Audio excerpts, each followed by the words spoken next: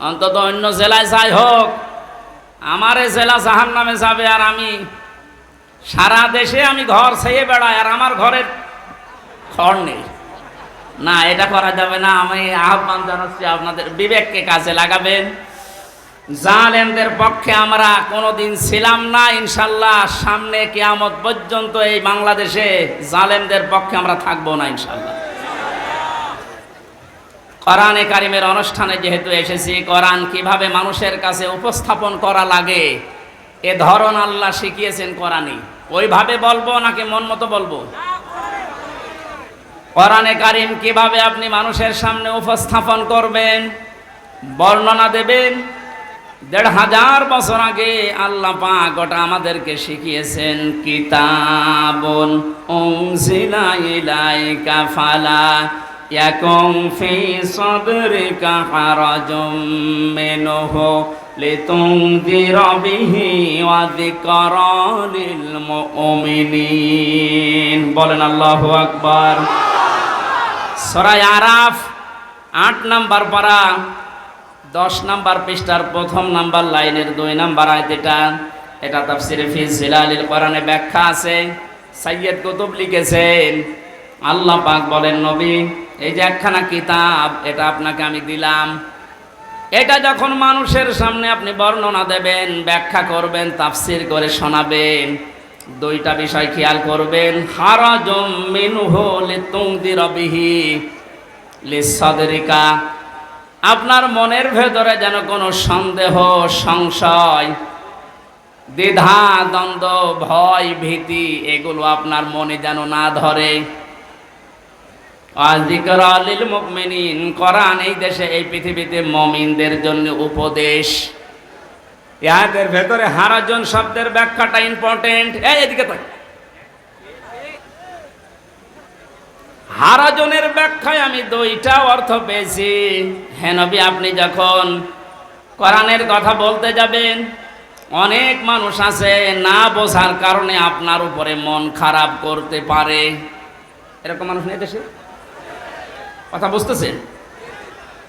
কোরআন যেভাবে আল্লাহ উপস্থাপন করেছেন, যেভাবে তিনি বর্ণনা দিয়েছেন, ওই ফোর্সে যদি বর্ণনা দেওয়া হয়, অনেক মানুষের সীমিত জ্ঞানের কারণে ওই বক্তব্য বুঝবে না, সেটা উল্টাপাল্টা ধারণা আপনার উপরে আসতে পারে যে হুজুর মনে হয় রাজনীতি করছে। এরকম ধারণা দেশে নেই। দ্বিতীয় নম্বরে, আবহমান কাল থেকে এমন এমন নিয়ম নীতি মানুষ ইবাদত মনে করে পালন করে আসছে, যেটা আসলে ইসলামে নেই, কোরআনে নেই, হাদিসে নেই, কিন্তু মানুষ ইসলাম মনে করে পালন করে আসে। আপনি কোরআনের ব্যাখ্যা দিলে ওইগুলো টিকবে না, তখন ওই মানুষগুলো আপনার প্রতি মন খারাপ করবে। এর বাস্তব প্রমাণ এই যে মাজার আছে না, কি সার মাজার যেন, সে যে সাই হোক, কোথায় পেয়েছেন এসব মাজার? কিছু মানুষের মাজারের প্রতি এত মহব্বত, আমার মনে হয় বিশ্ব নবীর উপর এত মহব্বত নেই। কিয়ামতের ময়দানে ২ প্রকার মানুষকে আল্লাহ সব চাইতে বেশি অপমান করবেন। তার ১ নম্বরে দুনিয়ায় যারা মাজারের খাদেম ছিল, আরে কুষ্টিয়াতে ২ জায়গায় খাদেম বেশি, গোলাপ শাহ, লালন শাহ, আর জায়গা পান না খেদমত করার। কথা বলেন না কেন? মাজার কেন্দ্রিক যদি ইসলাম হতো, এই পৃথিবীতে সর্বোত্তম মাজার হচ্ছে মুহাম্মদ রাসূলুল্লাহটা। ওখানে তো কাউকে আমি কোনোদিন টাকা দিতে, মোমবাতি দিতে, আগরবাতি দিতে দেখি না। কোন কারণে আপনি এখানে এই সমস্ত কাজ কারবার করেন? লা তাত্তাখিযুল কুবুর মাসাজিদা, কবরকে সেজদার জায়গা বানিও না। অথচ লালনের মাজারে যে দেখেন এখনো অনেকে সেজদায় পড়ে আছে। এইটাই আমি একদিন গিয়েছিলাম, কিভাবে শিরিক চলছে। কোরআন দিয়ে হাদিস দিয়ে বললে বাংলাদেশে ৪৮,০০০ মাজার, একটাও টিকবে না। আজকে দেখলাম ২টা মাজার অলরেডি বড় বড়, যেগুলো সবচাইতে বেশি ইনকাম হতো, দেওয়ানবাগি আর ওদিকে ৮ রশি ভেঙ্গে গুড়িয়ে দিয়েছে। শিরিক যে দেশে চলে ওই দেশে আল্লাহর রহমতের দৃষ্টি আল্লাহ তুলে নেয়। আমার তো মনে হচ্ছে যেভাবে দেশ থেকে এখন শিরিক আস্তে আস্তে আরম্ভ হচ্ছে দূর হওয়া, আল্লাহর রহমত এই দেশটা আল্লাহ ভরে দেবে ইনশাআল্লাহ। কোন মৃত মানুষের প্রশংসা করা 3 দিনের উপরে জায়েজ নেই। ভালো করে শোনেন, আমি বানিয়ে বলছি। যত আপনজন হোক, মারা গেলে 3 দিনের পরে আপনি আর শোক পালন করতে পারবেন না। 3 দিন পরে শোক পালন করা জায়েজ নেই কারো কেউ মারা গেলে। হ্যাঁ, বিধবা মহিলা স্বামী মারা গেলে সর্বোচ্চ 3 মাস 10 দিন বিবাহ ছাড়া থাকতে পারবে। আপনার কি আত্মীয় হয় গোপালগঞ্জের ওই লোক? কবে মারা গেছে এতদিন পর্যন্ত আপনার শোকই যায় না।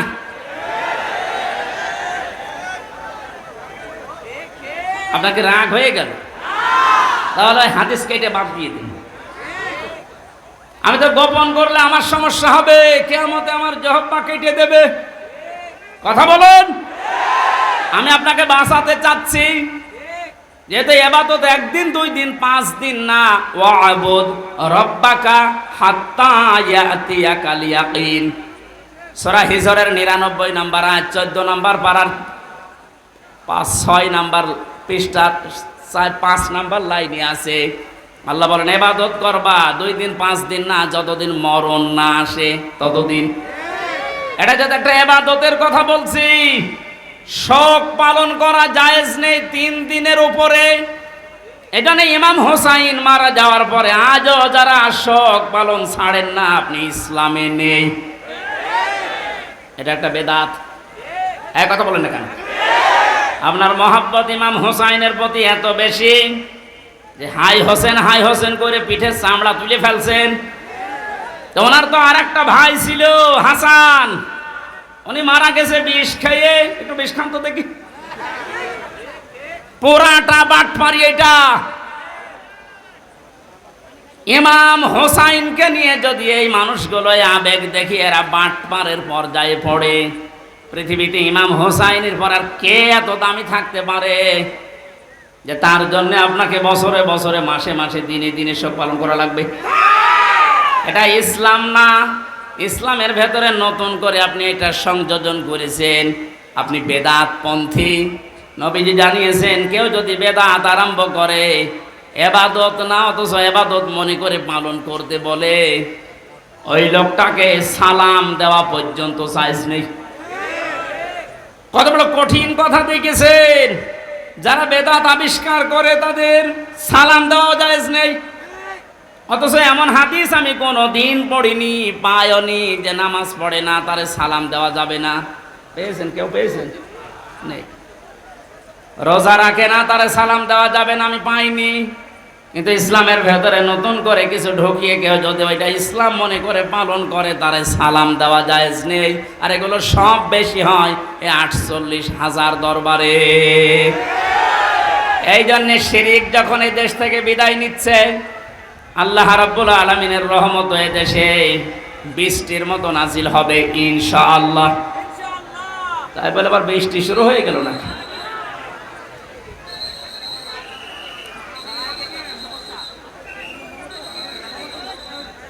এই কারেন্টে ধরেছে।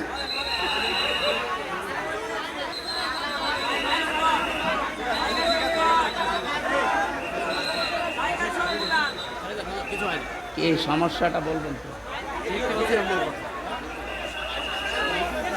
দেখতে পাচ্ছেন না? কি করা যাবে? মা এখানে প্রায় 1 কিলোমিটার শুধু মানুষ দেখে আসলাম। 1 কিলোমিটার শুধু মানুষ, পা ফেলার জায়গা নেই। যেখানে আছেন ওইভাবে থাকেন ভাই। আর আপনাদের এই চাইতে আর বড় জায়গা ছিল না? না, কষ্ট হয়ে যাচ্ছে মানুষের। মানুষকে কষ্ট দেওয়া তো ঠিক না। কি করব? এদের যেভাবে আছেন থাকেন, ওইভাবে থাকেন। না, আমি সব বাদ দিয়ে দিলাম। আমি প্রবেশ করছি কোরআনের তাফসিরে। সূরা মুলক থেকে মাত্র 2টা আয়াত পড়েছি। যেহেতু তাফসিরুল কোরআন মাহফিল লিখে দিয়েছেন, এর হক আদায় করা দরকার। আমরা তাফসির আকারে আরম্ভ করছি ইনশাআল্লাহ। জবান খুলে কোরআনের এই সোনালী আয়াত এবার পড়েন। আউযু বিল্লাহি মিনাশ শাইতানির রাজিম। বিসমিল্লাহির রহমানির রহিম। তাবারাকাল্লাযী বিয়াদিহিল মুলকু ওয়া হুয়া আলা কুল্লি শাইইন কাদির। সূরা মুলক কোন সূরা? মুলক শব্দের শাব্দিক অর্থ রাজত্ব। মুলক মানে কি? আল্লাহ রাব্বুল আলামিন সূরা মুলক নাযিল করে 30টা আয়াত দিয়েছেন, 3টা রুকু দিয়েছেন। এর প্রথম 2টা আয়াতে আল্লাহ নিজের পরিচয় তুলে ধরছেন, নিজের বড়ত্ব, মহত্ব, আমিত্ব। কারণ আল্লাহ পাক নিজের বড়ত্ব তুলে ধরতে পারে, তাছাড়া দুনিয়ার কোনো সৃষ্টি তার নিজের বড়ত্বের পরিচয় তুলে ধরতে পারে না। এই গুণটা শুধুমাত্র আল্লাহর।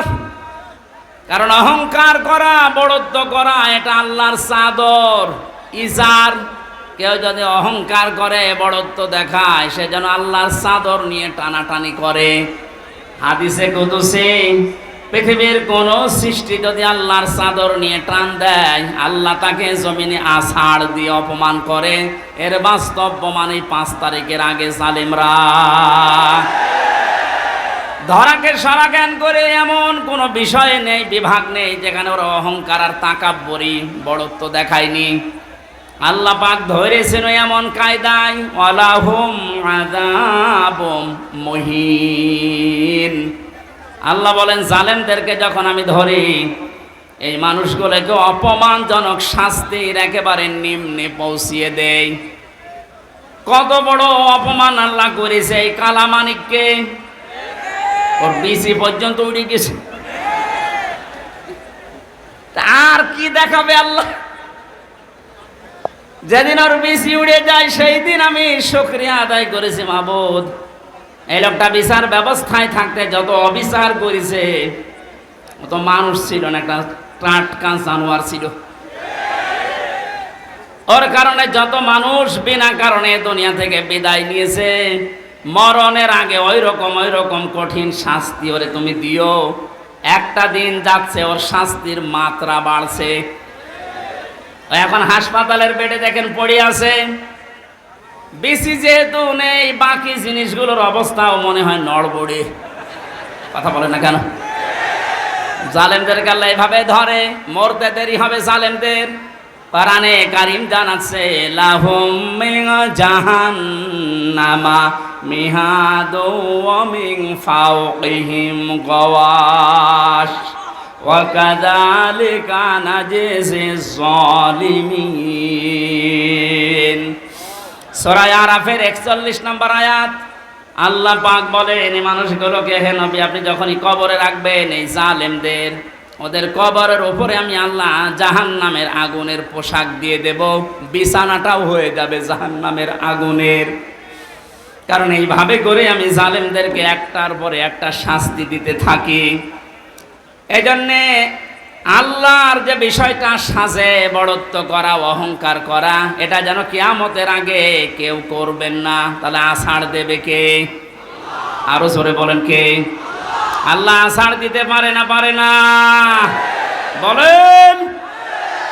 আরো দেখবেন কি আছাড় দেবে আপনাকে। আর 5 তারিখের আগেও আপনার যে দাপট ছিল, 5 তারিখে বিকাল 5টা বাজতে বাজতে আল্লাহ একেবারে মাটির সাথে মিশিয়ে দিয়েছে। ওনার বাড়ি দেখতে গিয়েছিলাম, সে দেখে ইট খুলে খুলে নিয়ে মানুষ চলে যাচ্ছে। ওর পরের দিন 6 তারিখে আমার অনুষ্ঠান ছিল ঝিনাইদহ। শুনলাম ওখানে এক জালেমকে উলঙ্গ করে পিটিয়ে মেরে টাঙিয়ে রেখেছে। একটা মানুষের উপরে কত ঘৃণা জন্মালে লাশ পর্যন্ত পিটিয়ে টাঙিয়ে রাখতে পারে বলেন তো? এখানে এমন কোন জীবন যেন আমরা গঠন না করি যে পৃথিবীর কেউ কোনো আফসোস করে না আমি মারা গেলে। ফামা বাকাত আলাইহিমুস সামাউ ওয়াল আরদু ওয়া মা কানু মুনজারিন। এই পৃথিবীতে এমনও মানুষ বিদায় নেয়, তার জন্য আকাশও কাঁদে না, জমিনও কাঁদে না, ইন্না লিল্লাহ কেউ পড়ে না। আমাদের জীবন আমরা এভাবে তৈরি করব না। আল্লাহ এই জন্য বড়ত্বের কথা দিয়ে আরম্ভ করলেন, তাবারাকাল্লাযী বিয়াদিহিল মুলক। আল্লাহ বলেন বড়ত্ব বরকতময়, সম্পদশালী, শক্তিশালী, সব কিছু আমি আল্লাহর কুদরতি হাতের ভেতরে।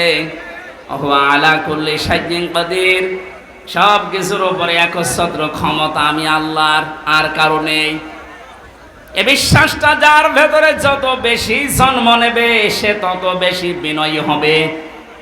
আর এই বিশ্বাস যার ভেতরে যত বেশি কম থাকবে ওই মানুষগুলো তত উগ্র হবে। কথা বলেন ঠিক কিনা? আল্লাহ আমাদের এই বিশ্বাসটা যেন হযরত ওমরের মতো ভরপুর করে দেন, বলেন আমিন। তাবারাকা শব্দটা দিয়ে আল্লাহ আরম্ভ করলেন কেন? মানুষ যে সমস্ত বিষয়ে আল্লাহকে দোষ দিতে পারে, সমস্ত দুর্বলতা, অক্ষমতা, দোষ, যত রকমের আয়েব আছে সব থেকে আমার আল্লাহ নিজে মুক্ত, পবিত্র। এই জন্য তাবারাকা দিয়ে তিনি আরম্ভ করেছেন আয়াতটা। আল্লাহ নিজের পরিচয়, বড়ত্বের কথাগুলো মানুষকে শোনাচ্ছিলেন, হঠাৎ করে আলোচনার ধরন পাল্টিয়ে ফেলেছেন। এবার আল্লাহ আরম্ভ করলেন মানুষের জীবন সংক্রান্ত বিষয় নিয়ে। আল্লাযী খালাকাল মাউতা ওয়াল হায়াতা লিয়াবলুয়াকুম আইয়ুকুম আহসানু আমালা ওয়া হুয়াল আজিজুল গফুর। রব্বুল আলামিন বলেন তিনি সে আল্লাহ এতক্ষণ যার বড়ত্বের, মহত্বের, বিশালত্বের কথা শুনছিলে, যেটা বলে কোনোদিন কিয়ামতের আগে আর শেষ করা যাবে না। এত বড় আল্লাহ, সব দিকে তার ক্ষমতা আছে, চলছে, চলবে ইলা ইয়াউমিল কিয়ামা, কিয়ামত পর্যন্ত। এবার আল্লাহ আস্তে করে আলোচনার ধরন পাল্টিয়ে তিনি বললেন তিনিই সে আল্লাহ যিনি তোমাদের মউত আর হায়াত বানিয়েছেন, যেন তিনি পরীক্ষা করতে পারেন তোমাদেরকে, তোমাদের ভেতরে কে সবচাইতে বেশি ভালো কাজ করে তার কাছে যেতে পারে। ওয়াল আজিজুল গফুর, তিনি হচ্ছেন আজিজ এবং গফুর। এই ছিল বাংলা অর্থ। এবার আসেন আমরা ব্যাখ্যার দিকে যাচ্ছি। আল্লাহ বানিয়েছেন সর্বপ্রথম মানুষের মউত, তারপরে হায়াত। আল্লাহ হায়াত না বলে আগে মউতের কথা কেন দিলেন? মুফাসসির লিখেছেন তাফসিরে, মানুষকে আল্লাহ এটা স্মরণ করাতে চেয়েছেন, পৃথিবীর মানুষেরা তুমি যত উপরে ওঠো না কেন এ কথা সব সময় মনে করবা, স্মরণ রাখবা যে তোমার মরা লাগবে। এখানে আল্লাযী খালাকাল মাউতা দিয়েছেন। 2 নম্বরে বলা হায়াতা, তোমাদের হায়াত আমি আল্লাহ বানিয়েছি। তাফসিরে মুফাসসির দিয়েছেন হায়াত প্রধানত 5 প্রকার। কয় প্রকার? 1 নম্বরে আমরা একটা হায়াতে ছিলাম, আলমে আরো আর হায়াতে, এই জগতে আমরা বসবাস করেছি। ওখান থেকে আল্লাহ আমাদেরকে পাঠিয়েছেন আলমে বতুন, মায়ের পেটের জগতে। এরপরে আমাদেরকে এখানে দিয়েছেন আলমে দুনিয়া, এই পৃথিবীর জগতে। এরপরে আরেকটা জায়গায় নিয়ে যাবেন আলমে বারসাখ, কবরের জগতে। এরপরে সর্বশেষ একটা জগৎ আরম্ভ হচ্ছে, শুরু হবে, শেষ হবে না, আলমে আখেরা। তাহলে মউত আল্লাহ আগে দিয়েছেন স্মরণ করাতে যে বান্দা চাই করো মরা লাগবে। হায়াত আল্লাহ 5 প্রকার বানিয়ে 2টা আমাদের থেকে বিদায় নিয়েছে, সামনে 2টা আছে, আমরা মাঝখানেরটায় আছি। এখান থেকে বোঝা যায় সামনে পেছনে যেহেতু 2টা চলে গেছে, সামনের 2টা হায়াত আমাদের কাছে মাস্ট বি, বারজাখ আর আখেরাত আসবেই। কথা বলেন ঠিক কিনা? যেহেতু মাঝেরটাই আছে, এ জগতের কাজ হচ্ছে লিয়াবলুয়াকুম, তিনি তোমাদেরকে পরীক্ষা করতে চান। আইয়ুকুম আহসানু আমালা, তোমাদের ভেতরে সবচেয়ে বেশি ভালো কাজ করে কে আসতে পারে। কুষ্টিয়াবাসী খুব খেয়াল করেন আল্লাহর এই কথাকে। তিনি কিন্তু বেশি বেশি কাজ চাননি, তিনি চেয়েছিলেন ভালো কাজ। কি কাজ?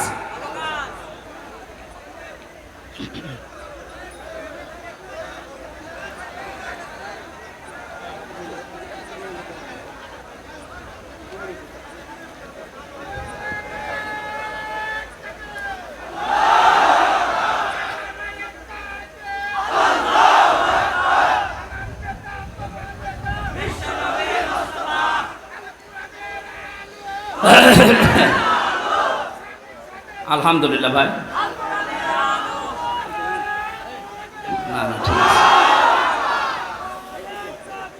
কুষ্টিয়াবাসী একটু খেয়াল করেন তো, তাফসির মাহফিলে তাফসির শোনার জন্য মন দিয়ে যারা বসে আছেন, দুইটা জগৎ চলে গেছে অলরেডি, আর একটা জগৎ দুইটার সামনে আছে।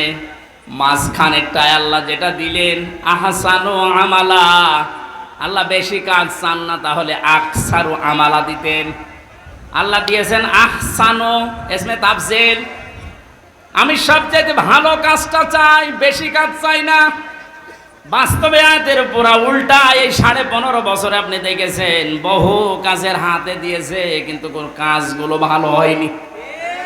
কুষ্টিয়ার মেডিকেল কলেজের দিকে তাকান, হওয়ার আগেই ভেঙে পড়ে গেছে। এটা বানিয়ে বললাম?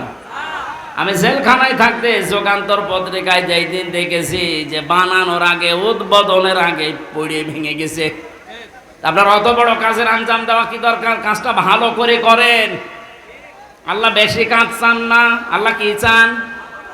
আরো জোরে বলেন। কাজটা ভালো হওয়ার জন্য দুইটা শর্ত। 1 নম্বরে দেখা লাগবে ওর ভেতর আল্লাহর বিধান আছে কিনা। 2 নম্বরে দেখতে হবে বিশ্ব নবীর জীবনে এরকম কাজ ছিল কিনা। এখন যদি বলেন নবীজির জীবনে হাসপাতাল বানানো ছিল, হ্যাঁ ছিল। বিশ্ব নবী মুহাম্মদুর রাসূলুল্লাহ মানবতার সেবায় যে কাজগুলো করেছিলেন ওই জামানায়, আপনি তার জীবনীতে দেখবেন। এই যে মিডিয়ার কথা এসেছে আজকে আসার সময় বলছিল, এই জন্য মনে পড়ছে আমি বলছি। অনেক মানুষ এখনো পর্যন্ত ফতোয়াবাজি করছে যে নবীজির যুগে যে মিডিয়া, এই টেলিভিশন, এই পর্দা ছিল না। এই প্রযুক্তি যারা ব্যবহার করছে এরা হারাম কাজে আছে। একটা ভ্রান্ত ধারণা এটা। আল্লাহর নবী মুহাম্মদুর রাসূলুল্লাহর জামানায় এই মিডিয়া ছিল, কিন্তু সিস্টেম এভাবে ছিল না। আপনি সিরাত ইবনে হিশাম দেখেন, সিরাত বিশ্বকোষ দেখেন, আর রাহিকুল মাখতুমের ভেতরে আছে ওই জামানার সর্বোচ্চ প্রজেক্টর ছিল, প্রযুক্তি ছিল লাল কাপড়। কেউ যদি বিপদে পড়তেন পাহাড়ের উপরে উঠে লাল কাপড় তিনি উড়িয়ে দিতেন। সব পাহাড়ের পাদদেশে এসে জিজ্ঞাসা করত কি হয়েছে।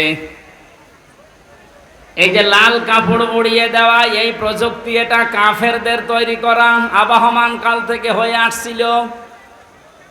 আল্লাহর নবী লাল কাপড় একবার উড়িয়ে দিলেন, পাহাড়ের পাদদেশে এলাকার কুরাইশেরা সব এসে জড়ো হয়ে গেছে। ডাক দিয়ে বলে, ইয়া মুহাম্মদ, কোনো বিপদ? নবীজি বললেন, হ্যাঁ বিপদ। এই পাহাড়ের পাদদেশে একদল সৈন্যবাহিনী আছে, এখনই তোমাদেরকে আক্রমণ করবে। তোমরা যদি সতর্ক না হও। সবাই এক বাক্যে জবাব দিচ্ছে, বলেন আমরা সতর্ক আছি, কি করা লাগবে আমাদের? তিনি তখন বিষয়টা উল্টিয়ে বললেন, আল্লাহর বান্দা বান্দিরা, আমি দেখতে পাচ্ছি আল্লাহর গজবের ফেরেশতারা এই পাহাড়ের পাদদেশে অবস্থান নিচ্ছে। তোমরা যদি আল্লাহর একত্ববাদ স্বীকার করে কালেমার স্বীকৃতি না দাও, এই মুহূর্তে তারা তোমাদের আক্রমণ করবে। কেউ কোনো কথা বলে নাই। নবীজির আপন চাচা আবু লাহাব সামনে একটা পাথর ছিল, ওটা হাত দিয়ে তুলে নবীজির দিকে যখন নিক্ষেপ করেছিল, ওর মুখ দিয়ে বের হয়েছিল, তাব্বা আলাকা আলিহাদা জামাতানা, ইয়া মুহাম্মদ, হে মুহাম্মদ, তুই এই কথা বলার জন্য আমাদেরকে এক জায়গায় করলি, তুই ধ্বংস হয়ে যা। বলেন নাউজুবিল্লাহ। এই যে ঘটনাটা 2-1 মিনিটে বললাম, আমি কি শিক্ষা পেলাম এখান থেকে? এই যে লাল কাপড় উড়িয়ে দেওয়া, এটা কাফেরদের তৈরি প্রযুক্তি। কথা বলেন না কেন? নবীজি যে এটা ব্যবহার করেছিলাম ইসলাম প্রচার করার জন্য না ইসলাম ধ্বংস করার জন্য? আজ এই মিডিয়াগুলো যদি ইসলাম প্রচারের জন্য ব্যবহার করা হয় 100% জায়েজ।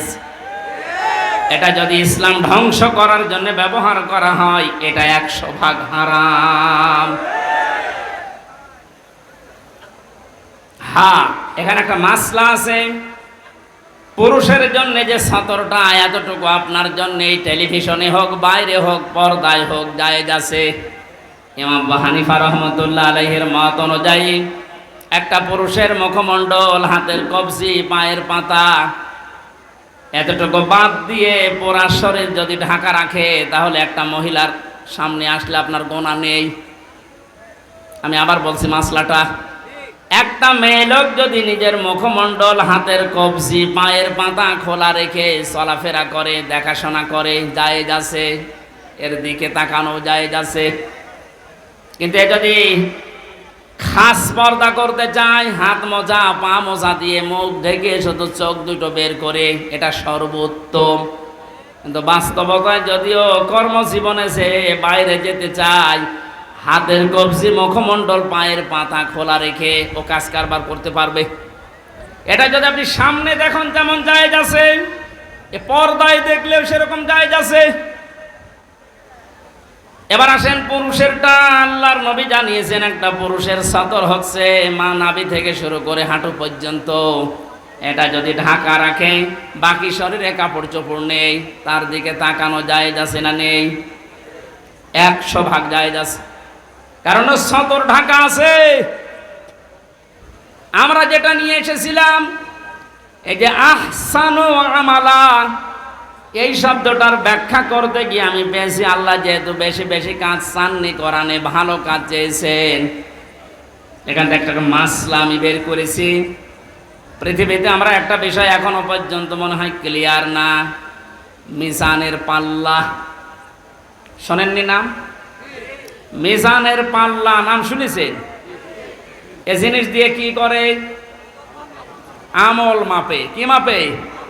আরো জোরে বলেন। এখানে অধ্যাপক বসে আছে, অ্যাডভোকেট বসে আছে, আলেমরা বসে আছে। এই বিষয়টা ক্লিয়ার করব আজকে ইনশাআল্লাহ। কোরআনে কারিমে মাপার যন্ত্রের যে সমস্ত নাম আমরা পেয়েছি, ফাআম্মা মান সাকুলাত মাওয়াজিনুহু ফাহুয়া ফি ঈশাতির রাদিয়া ইলা আখিরি আয়াত। আল্লাহ পাক বলেন কোন মানুষের সেকাল, ওজন, এটা মাপ দেওয়া হবে যেটা দিয়ে, এটা যদি ভারী হয়, ওজন যদি বেশি হয়, তাকে সন্তোষজনক জীবন, তার মানে জান্নাতে তাকে পৌঁছিয়ে দেওয়া হবে। আমাদের দেশ, বিশেষ করে আমি বহু দেশ থেকে এই তথ্যটা পাওয়ার চেষ্টা চালিয়েছি। বাংলাদেশ, ভারত, পাকিস্তান, এই তিনটা দেশে একটু সমস্যাটা বেশি এই যে মাপটা নিয়ে। আমরা মনে করি কিয়ামতের ময়দানে আল্লাহ মিজানের পাল্লায় আমাদেরকে ওজন দেবেন। আমাদের ওজনটা দেবেন কি বলেন তো? আমল। বলেন না কেন? আরো জোরে বলেন, আর একবার বলেন, আমল। আমল এটা আরবি শব্দ, বাংলা কাজ। আমল মানে কি? এ পর্যন্ত বুঝেছেন কিনা বলেন? আমল মানে কি? আরো জোরে বলেন। এবার আমার প্রশ্ন অধ্যাপক সাহেবের কাছে, পৃথিবীর প্রতিটি জিনিস পরিমাপ করার জন্য আলাদা আলাদা যন্ত্র আছে। আমি যদি বলি স্যার এই স্টেজটা একটু মেপে দেন, এটা দাড়ি পাল্লায় তুলে দেবে। কি দিয়ে মাপবে? ফিতা দিয়ে। বলেন বলেন। যদি এখন বলি যে 1 কেজি চাল মেপে দেন, ওটা ফিতা দিয়ে মাপবে? কি দিয়ে? বলেন। এই যে এখানে পানি আছে, এই পানি যদি ওনারে মাপতে দেয়, উনি ফিতা দিয়ে মাপবে? এটার জন্য লিটার আছে, সিসি আছে। কথা বলেন না কেন? দুনিয়ায় যত জিনিস দেখবেন, প্রতিটি জিনিস পরিমাপ করার জন্য আলাদা আলাদা যন্ত্র আছে। আপনি যে এতক্ষণ বলছেন যে কিয়ামতে আল্লাহ মাপবে, আমল কি মাপবে? আমল মানে বলেন, কাজ মাপতে হয় দাড়ি পাল্লা দিয়ে, যে 5 কেজি কাজ। বলেন, আপনি বলেন। এই ধারণাটা আজ নিরসন করা লাগবে। ভুল ধারণায় আছি আমরা।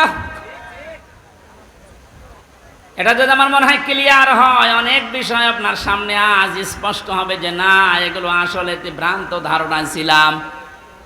আল্লাহ পাক বলেন, আমি আমলের মাপ দেব কিয়ামতে মিজানের পাল্লা দিয়ে। কিসের পাল্লায়? মিজান মানে না, আপনি কোন অভিধানে পাবেন না মিজান মানে দাড়ি পাল্লা। মিজান মানে মানদণ্ড। মিজান মানে কি?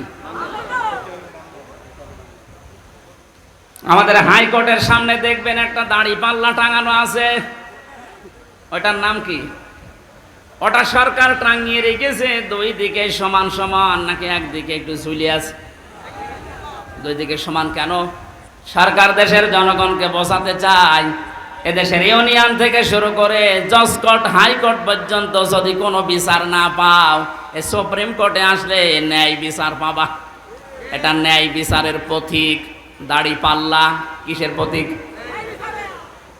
আমাদেরকে যেহেতু আল্লাহ মাপবেন, আপনি বলছেন আমল। আমল মানে কাজ।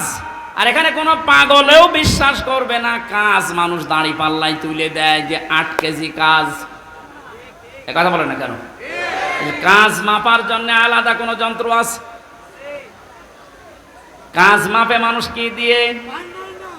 সে মানদণ্ডটা কি?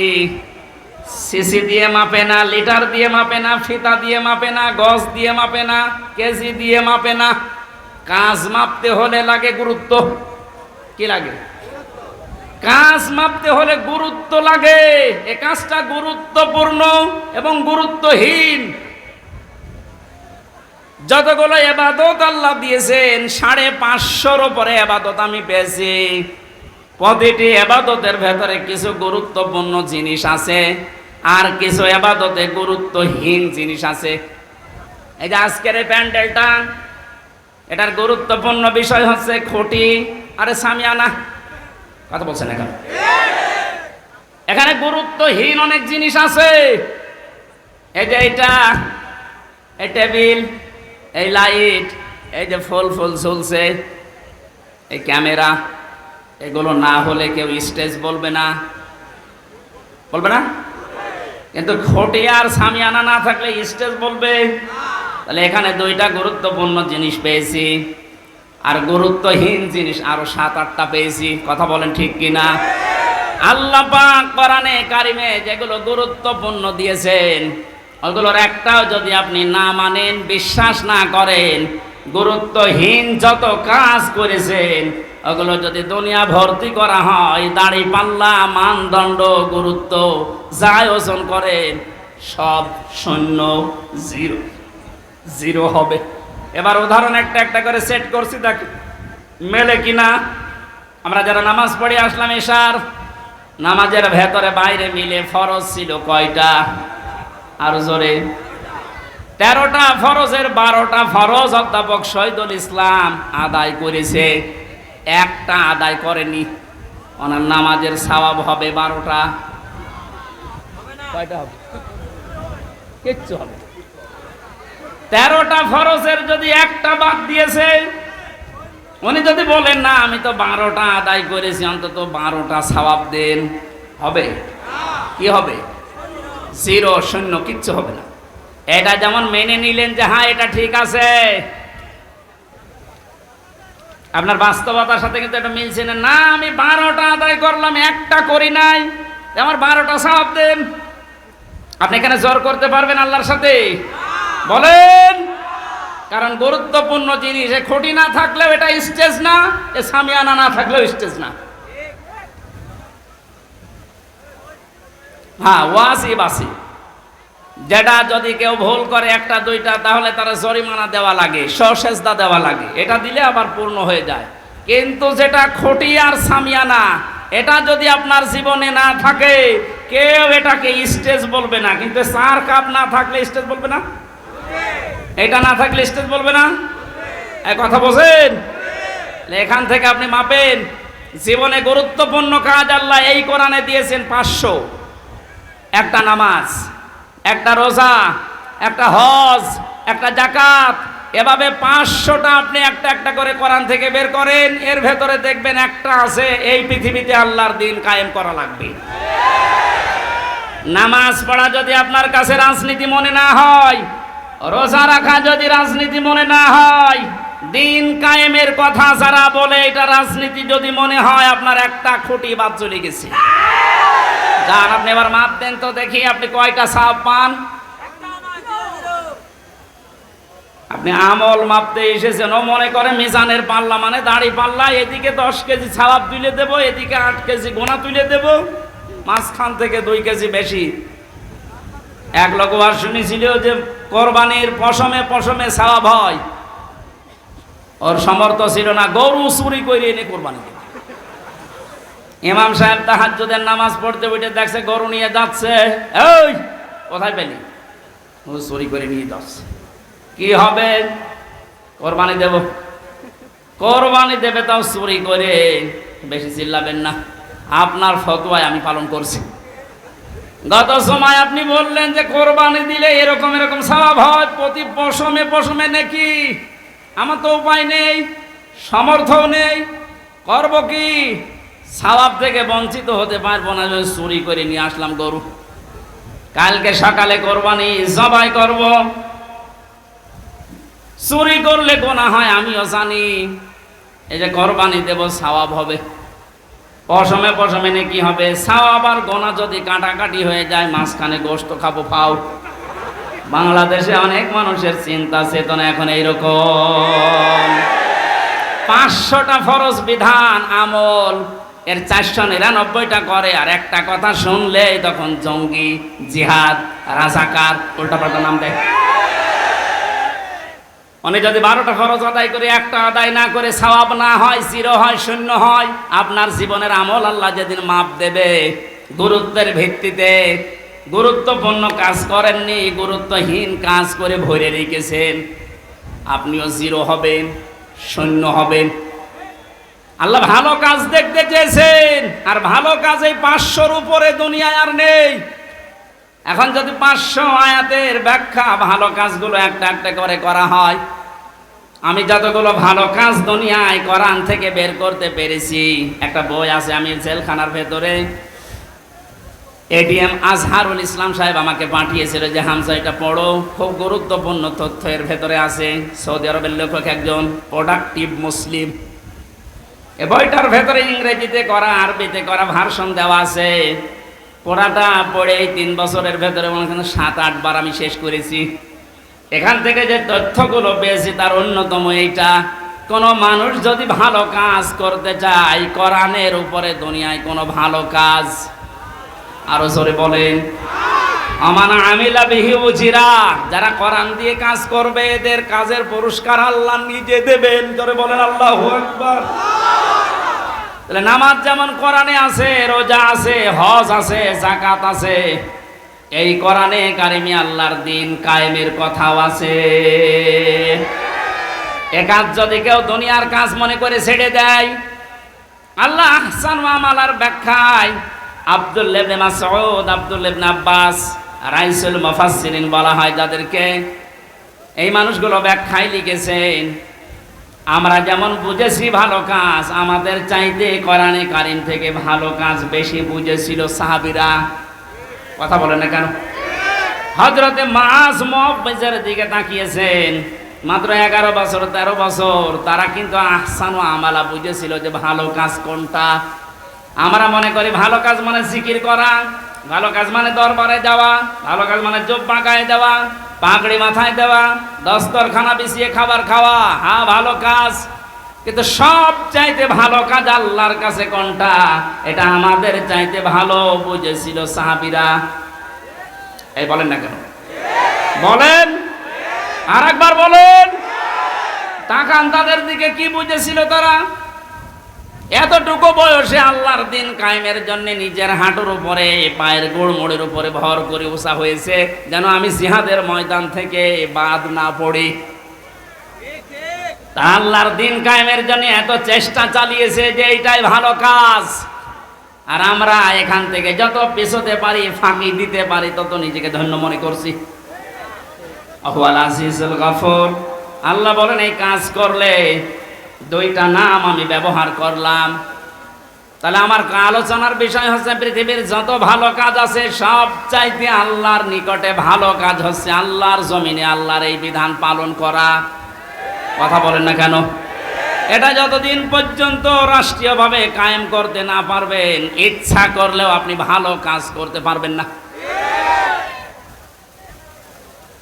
এ কাজ করতে গিয়ে যদি ভুল ত্রুটি হয়ে যায়, কোনো দোষ ত্রুটি হয়ে যায়, আল্লাহ বলেন আমি আজিজুল গফুর, আমি তোর জন্য গফুর হয়ে দেখা দেব, অপরাধগুলো মাফ করে দেব। আর যদি ফাঁকি দেওয়ার চেষ্টা চালাও, মানুষকে ধোঁকা দিয়ে বোকা বানিয়ে আমি আল্লাহকেও যদি ধোঁকা দিতে চাও, আমি কিন্তু আজিজ, পরাক্রমশালী।